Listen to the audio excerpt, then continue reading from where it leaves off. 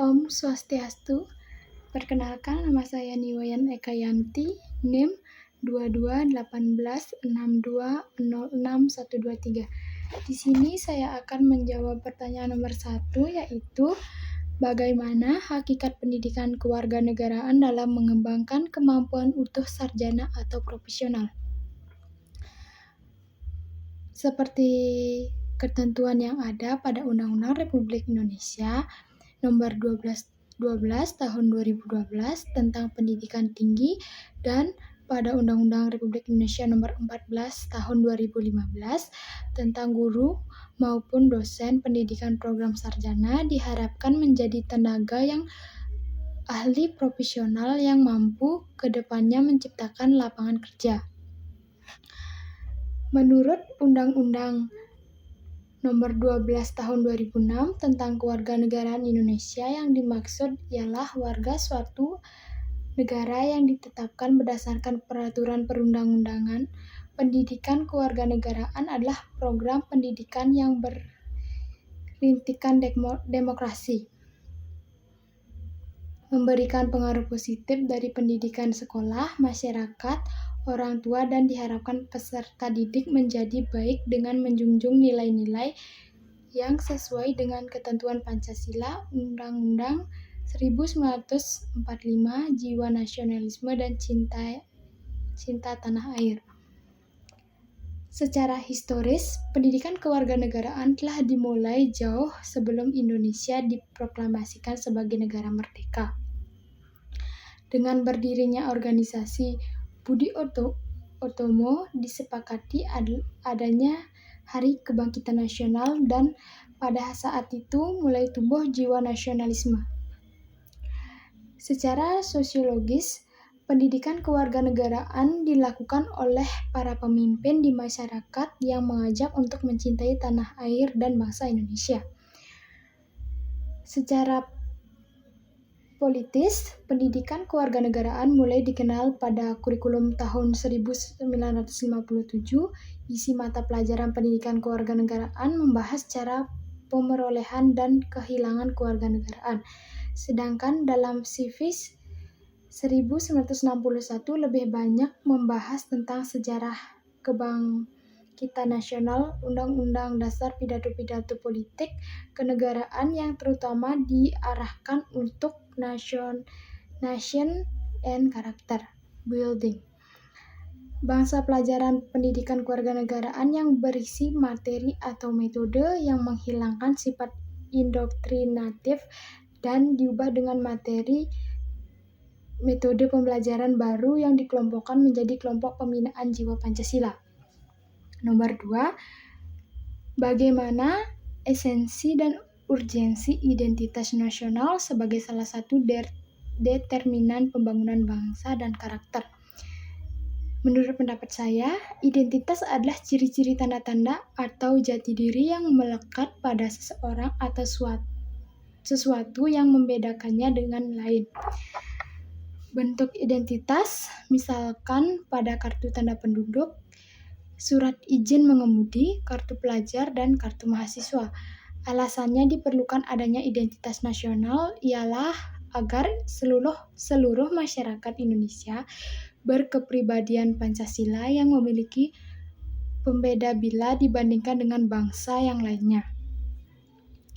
Jadi, bangsa Indonesia harus memiliki kepribadian dan sikap yang sesuai dengan nilai-nilai Pancasila dan mencerminkan nilai-nilai Pancasila tersebut di data kehidupan sehari-hari.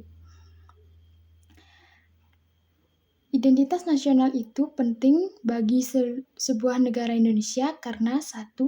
Agar bangsa Indonesia dikenal oleh bangsa lain, maka kita dapat melanjutkan perjuangan untuk eksis sebagai bangsa sesuai dengan fitrahnya. 2. Identitas nasional bagi sebuah negara maupun bangsa sangat penting bagi kelangsungan hidup bangsa dan negara. 3. Identitas nasional penting bagi kewibawaan negara dan bangsa. Bentuk dari identitas nasional yaitu 1. Bendera negara Indonesia, 2. Bahasa Indonesia, 3. Lambang negara, 4. Lagu kebangsaan Indonesia Raya. Pertanyaan nomor 3, bagaimana urgensi integrasi nasional sebagai salah satu parameter persatuan dan kesatuan bangsa? Integrasi nasional adalah usaha proses mempersatukan perbedaan yang terdapat pada suatu negara yang menciptakan keserasian dan keselarasan secara nasional. Istilah integrasi nasional terdiri dari dua unsur kata, yaitu integrasi dan nasional. Dalam Kamus Besar Indonesia edisi ketiga tahun 2002 dikemukakan bahwa istilah integrasi mempunyai pengertian pembauran atau penyatuan hingga menjadi kesatuan yang utuh atau bulat. Sedangkan istilah nasional mempunyai pengertian 1. Bersifat kebangsaan, 2. Berkenan atau berasal dari bangsa lain, 3. Meliputi suatu bangsa, misalnya cita-cita nasional, tarian nasional, perusahaan nasional, dan sebagainya. Jenis integrasi dibagi menjadi integrasi politik, integrasi ekonomi, dan integrasi sosial budaya. 1. Integrasi politik. Dalam tataran integrasi politik terdapat dimensi vertikal dan horizontal.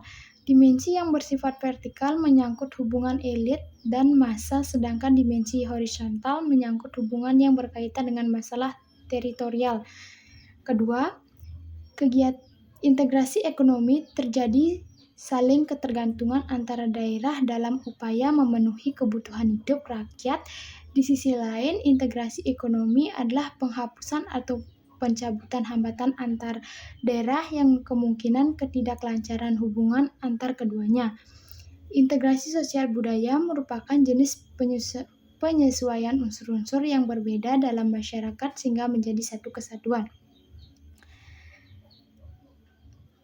Howard Uringis, Muhaimin, dan Colin Max Andrew tahun 1995 menyebut ada 5 pendekatan atau cara bagaimana para pemimpin politik mengembangkan integrasi bangsa. Kelima pendekatan yang selanjutnya kita sebut sebagai faktor yang menentukan tingkat integrasi suatu negara adalah 1. Adanya ancaman dari luar dapat menciptakan integrasi masyarakat. Masyarakat akan bersatu meskipun berbeda suku, agama, dan ras ketika menghadapi musuh bersama. 2. Gaya politik kepemimpinan. Gaya politik para pemimpin bangsa dapat menyatukan atau mengintegrasikan masyarakat bangsa tersebut. 3. Kekuatan lembaga politik. Misalkan birokrasi juga dapat menjadi sarana pemersatu masyarakat bangsa. 4. Integrasi nasional merupakan seperangkat nilai-nilai yang diterima dan disepakati. Kesempatan pembangunan ekonomi. Jika pembangunan ekonomi berhasil dan menciptakan keadilan, maka masyarakat bangsa tersebut bisa menerima sebagai satu kesatuan. Masyarakat yang terintegrasi dengan hak merupakan harapan bagi setiap negara, sebab integrasi masyarakat merupakan kondisi yang diperlukan bagi negara untuk membangun kejayaan nasional demi mencapai tujuan yang diharapkan.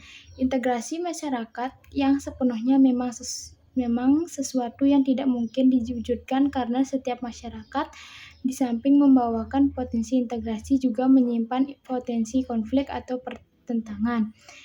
Persamaan kepentingan, kebutuhan untuk bekerja sama, serta konsensus tentang nilai-nilai tertentu dalam masyarakat merupakan potensi yang mengintegrasikan. Sebaliknya, perbedaan-perbedaan yang ada dalam masyarakat, seperti perbedaan suku, perbedaan agama, perbedaan budaya, dan perbedaan kepentingan adalah penyimpanan potensi konflik. Terlebih apabila perbedaan-perbedaan itu tidak dikelola dan disikapi dengan cara dan sikap yang baik, kegagalan dalam mewujudkan integrasi masyarakat seperti kegagalan untuk membangun kejayaan nasional bahkan dapat mengancam kelangsungan hidup bangsa dan negara yang bersangkutan.